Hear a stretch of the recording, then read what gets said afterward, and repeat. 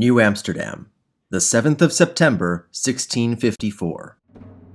23 bedraggled passengers, mostly women and children, disembark on dry land for the first time in weeks, and their first time on Dutch soil in more than 7 months. In that time, they have suffered through war, storms, rough seas, and marooning by pirates. Their arrival here was not planned, but everyone knows who they are. A stranger greets them at the dock. He's heard rumors about these people, and as he speaks to them, their intentions become clear. Unable to pay for even their passage here, they will not be returning to Europe. These are the 23 passengers of the lost Dutch merchant vessel Valk, and from this day forward, they will be remembered as the first American Jews.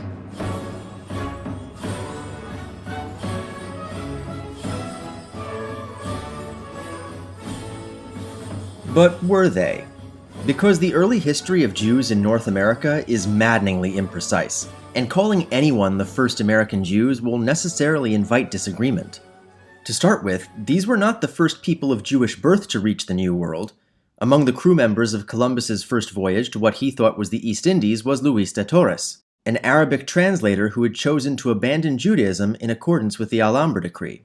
For reasons unknown, Columbus himself actively encouraged the belief that he had a Jewish background, but his family history shows no evidence of this. I guess it was the 15th century equivalent of claiming to be 1/64th Cherokee. Nor were they the first self-identified Jews in North America. In 1585, Sir Ralph Lane recruited a Jewish mining engineer named Joachim Gans to be part of the initial expedition to colonize Roanoke Island. This was not the lost colony of Roanoke, but rather the failed colony that preceded it. Accordingly, Gans soon found himself back in England, where his Jewish identity was uncovered by local officials in Bristol, and he was tried by the Privy Council for blasphemy. His ultimate fate is unknown, but he was most likely deported.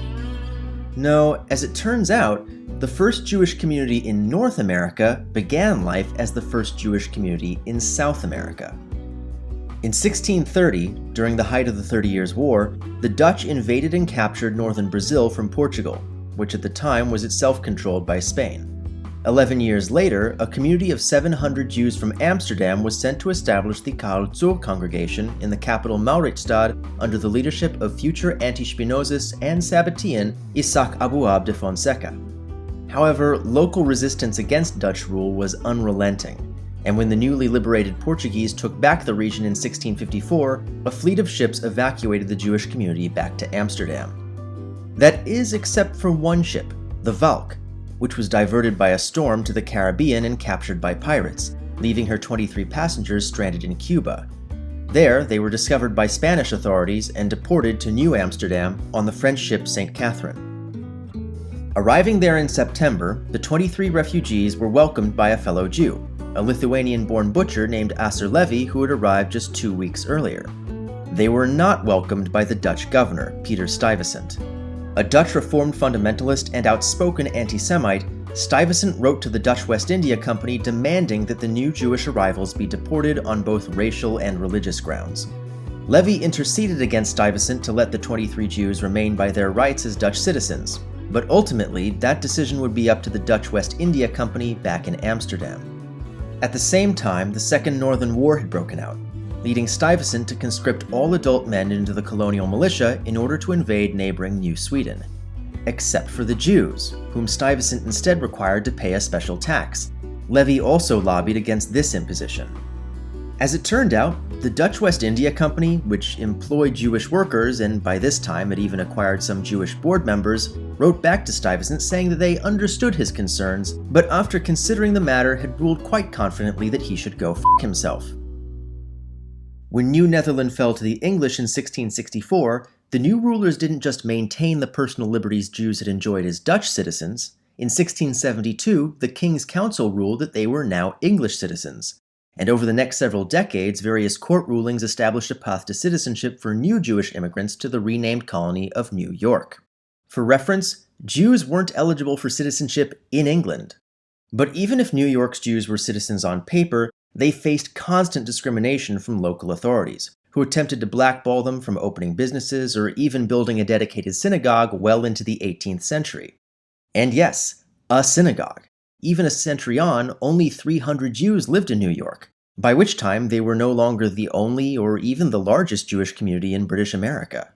In 1658, a handful of Jews who had only recently arrived in England resettled in Rhode Island, which had been founded on the basis of religious tolerance by a breakaway sect of radical Puritans. As Newport became the most important way station for trade between Britain and the Caribbean, many more Jews continued to arrive in the colony, eventually dominating the manufacture of whale oil and other finished goods, which, as an American, they teach you in school that finished goods were only made in Britain, but anyone who's ever watched Antiques Roadshow knows otherwise. However, being the main way station between England and the Caribbean also meant that the colony became an integral part of the transatlantic slave trade. In the mid-18th century, yet another wave of escaping Portuguese conversos immigrated to Rhode Island, where they reverted to Judaism and took the focus of activity there from manufacturing to shipping, an industry that did not discriminate between raw materials, finished goods, or human beings. Between 1761 and 1774, a former shopkeeper named Aaron Lopez became the wealthiest man in Rhode Island through his ownership of 21 of Newport's 347 registered ships. Ultimately, Lopez didn't get much out of his participation in this corrupt system. As much as we think of America as being founded on capitalism and new money, service in government was seen as much more prestigious and respectable, and it's something Lopez could never have, as Rhode Island had opted out of a provision in British law which allowed colonial governments to grant Jews citizenship. And he very quickly lost all his money too, as in 1774 the First Continental Congress boycotted trade with Britain, bankrupting the shipping industry.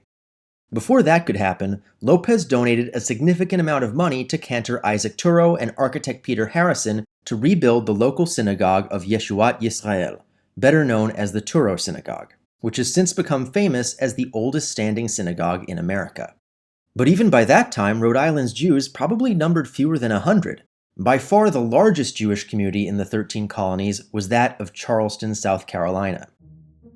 When the Carolina colony had first been founded in 1669, its charter had been written by the philosopher John Locke, who had explicitly included an invitation to Jews and other religious minorities. The first Jews arrived in Charleston in the 1690s, but in spite of Locke's best efforts, most colonists disapproved of the Jewish presence, and the community lingered in the single digits.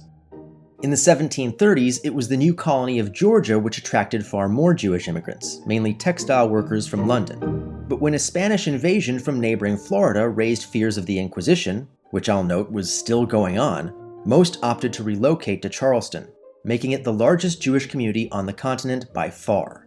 It was also the most ruthlessly racist, outright banning conversion by free people of color in an unprecedented violation of established Jewish law, as well as the fact that most, if not all, of those potential converts were the wives and children of Jewish congregants. Unfortunately, it was entirely in keeping with the prevailing attitudes in Charleston and other parts of the Deep South. So thus far, we've seen that American Jews generally shared the same social habits and political attitudes as their Gentile neighbors, with small Jewish communities scattered across numerous colonies with wildly different histories and cultures. Basically, American Jews had nothing in common with each other. With one exception. In 1775, war broke out between the colony of Massachusetts and the occupying British forces, escalating to the Declaration of Independence by the brand new United States of America 15 months later. Now, we don't have time to get into the entire history of the American Revolution. There are other channels who have already done a very good job of that, and I recommend that you check them out. But what's important to know right now is that American independence was actually fairly controversial. Most Americans didn't support independence at the war's outset, and a full fifth of colonists remained loyal to Britain through the entire war. Pro-British sentiment was strongest geographically in New York and the Deep South, where the majority of Jews lived. In fact, many Southern Highlanders loyal to the king lived on Jewish-owned land in the Appalachian foothills. And though far from homogeneous, ethnic and religious minorities were generally more likely to be Tory loyalists or undecided. And yet, Jewish support for American independence was somewhere in the neighborhood of 90%, arguably because American Jews had the most to lose from a British victory. See, American colonists weren't fighting to obtain their political freedom. They were fighting to keep the freedoms they had already enjoyed by their rights as British citizens in self-governing colonies, which were now under threat from direct British control. And lest we forget, Jews were only eligible for British citizenship in the colonies, not in Britain itself. Parliament had passed a law enfranchising Jews in 1753, but it had been repealed almost immediately due to an embarrassing public backlash. The one thing American Jews had in common was that America was all they had. And it showed. Somewhere around 160 Jews served in the Continental Army and Navy, including 24 officers, of which no fewer than 3 attained the rank of lieutenant colonel. Private Jonas Phillips, possibly America's only native Yiddish speaker at the time, made use of his native tongue as a cryptographer, sending intelligence and smuggling requests to sympathizing relatives in the Netherlands that the intercepting British couldn't read. And 2 years after becoming the first Jew elected to public office in America, Francis Salvador of South Carolina became the war's first Jewish fatality, killed by British allied Cherokee while on patrol in the Appalachian foothills in August 1776. At the very same time up north, British forces had landed on Staten Island with the intention of capturing New York City. As the British under General Howe landed to take on George Washington's Continental Army on Long Island on the morning of the 22nd, Cantor Gershom Mendes Seixas announced that the synagogue would be closed and that the majority of New York's Jewish community would evacuate immediately. Eventually, Seixas and the New Yorkers took refuge in the provisional capital, Philadelphia, nearly doubling the city's Jewish population overnight and making it the center of American Jewish activity in the war. But not all of the Jewish Whigs left New York. Just 1 year before the outbreak of the war, Haym Salomon had emigrated from Poland, fleeing that country's rapid disintegration. A Wall Street broker by day, Salomon was one of the leading figures of the New York chapter of the Sons of Liberty, and unable to escape the city in time, he was captured by the British as a known patriot and forced into service as an interpreter for their Hessian mercenaries. However, many of these mercenaries were none too keen on the British cause. Many among their ranks were themselves Jewish, fighting for an army that would not have allowed them to serve, and found themselves enjoying far more freedom in occupied New York than in the Holy Roman Empire. By the end of the war, some 3,000 of these 30,000 mercenaries had deserted or defected, in no small part due to enticement by Salomon.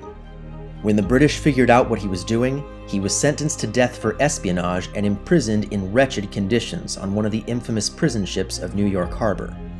It was an experience from which he never fully recovered, but he did manage to escape his impending execution in August 1778, and soon after rejoined his compatriots in Philadelphia.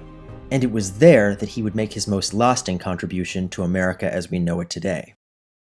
Under the Articles of Confederation, the provisional constitution for the newly formed United States, the Continental Congress did not have the power to collect taxes, so the vast majority of its income came from loans secured from France and the Netherlands. As someone with fiduciary experience, Salomon was put to work converting these promissory loans into cash as right-hand man to the Congress's chief financier, Robert Morris. Salomon proved exceptionally skilled at negotiating to maintain America's credit, in no small part because he issued loans to local suppliers at below-market rates. It was war debt in a country without a central bank. He wasn't expecting to get it back. Through this work, Salomon briefly became the wealthiest man in America, and when foreign credit ran short, he began donating to the Continental Army from his personal savings. By August 1781, Washington and Rochambeau had cornered the British forces at Yorktown. However, Washington had run out of cash to equip and feed his troops. Unable to secure an infusion of $20,000 from the Congress, Washington simply replied, "Send for Haym Salomon." The Americans won at Yorktown. It was the final land battle of the American Revolutionary War. However, nobody at the time knew that. While Britain and the US entered peace negotiations in Paris, the war at sea continued, and with New York still under British occupation, Washington and his men set up camp at nearby Newburgh, anticipating a final battle to retake the city. But nothing happened, and after a year of waiting, the army, which had been fighting for 8 years and never been paid, plotted a military coup that was only prevented by a personal plea from Washington himself and the promise of finding more cash. A similar uprising took place not long after when soldiers in Philadelphia nearly overthrew the Congress. And even after the Treaty of Paris ended the war, many officers in the army were foreign volunteers like Tadeusz Kościuszko, who had no way to get home. Only by Salomon's personal donations did Kosciuszko and others receive their back pay and return to raise revolutionary hell in Europe. His immune system permanently compromised from his time on the prison ship, Haym Salomon died suddenly of tuberculosis in 1785. Only then did his family discover the true extent of his work. Over the previous 10 years, he had raised or personally donated $650,000 to the Continental Army, more than any other individual. His account at the Bank of North America, which had once been the largest on the continent, was empty. His wife and sons were bankrupt. The United States of America emerged from its War of Independence with a larger Jewish population than it had begun with. While Judah Turo and most of Rhode Island's Jews fled the country out of loyalty to Britain, Jewish deserters from the Hessian mercenaries had established an entirely new community in Richmond, aided by Virginia's recent adoption of religious freedom. Meanwhile, the coup attempts at the end of the war had changed American history forever. For one, it proved that the current Confederation system of government was totally inadequate, since the Congress couldn't raise its own taxes and depended entirely on the goodwill and protection of each state in order to continue existing. But the war itself had also produced a new generation of leaders who saw themselves as part of a common American nation rather than any one state, and rejected the war's goals of restoring colonial autonomy as not having gone far enough, eventually leading to a convention that would establish a new federal constitution. Although no Jews participated in the convention, the stakes of the occasion were just as profound to the Jewish community as the war had been. Establishing a federal government meant establishing rules for who could serve in federal office. In Britain, assuming office required swearing an explicitly Christian oath, and this had been one of the motivating factors of Jewish support for American independence.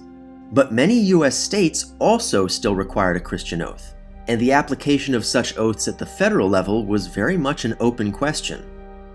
Unable to remain silent, former Army cryptographer Jonas Phillips, who was already lobbying for Jewish emancipation in Pennsylvania, wrote directly to the presiding delegate George Washington.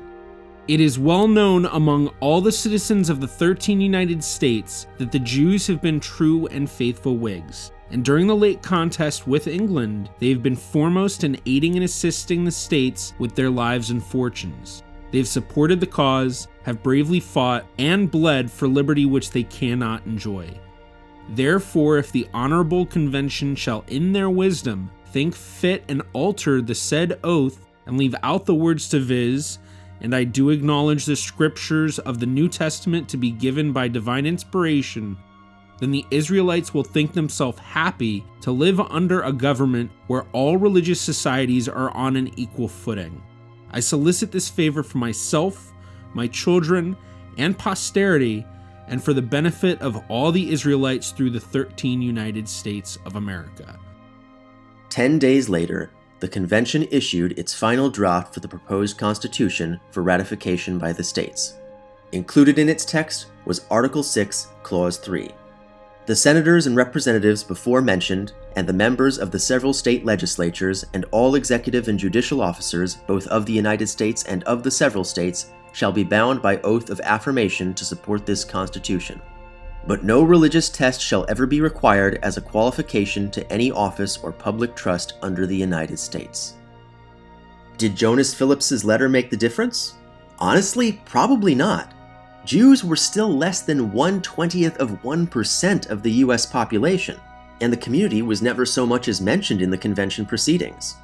What's more, Jews were hardly alone in their opposition to religious oaths. In the 2 centuries past, Mennonites, Quakers, Huguenots, Methodists, and even Catholics had come across the Atlantic in search of a place to practice their religion freely, a practice regarded as one of the natural rights of Enlightenment philosophy. Accordingly, the inclusion of this clause faced little opposition, even from delegates representing states that did have religious oaths. Ratification was another story. In North Carolina, one of the last states to ratify the Constitution, Delegate David Caldwell furiously condemned this exact clause, calling it an invitation for Jews and pagans of every kind to come among us. At some future period, this might endanger the character of the United States. Moreover, even those who do not regard religion acknowledge that the Christian religion is best calculated of all religions to make good members of society on account of its morality. All those who have any religion are against the immigration of those people from the Eastern Hemisphere. And while North Carolina did eventually ratify the Constitution, the doctrine of states' rights ensured that religious oaths at the state level were not affected, and would persist in some states as late as 1875. In Maryland, Jews were even explicitly prohibited from voting until 1826. Additionally, it's clear from the statements of people like Caldwell that their issues were more than just religious. While Jews were considered white in the sense of not being black or Native American, they were socially regarded as almost white in the same sense as other Middle Eastern and Mediterranean peoples, an attitude whose severity would ebb and flow throughout American history right up to the present day. But that's a story for another day. Following approval from the requisite number of states, the new Constitution went into effect in early 1789, and George Washington was unanimously elected president. At his inauguration in New York City, he was joined by the city's 14 religious leaders, among them Gershom Mendes Seixas, cantor of the restored Congregation She'arit Yisrael. You heard me right, the cantor, the guy who leads prayer in song. He wasn't the rabbi. He had never been the rabbi. As President Washington took the oath of office before cheering crowds, Jews had been living in what was now the United States for 135 years. And not a single one of them had been a rabbi.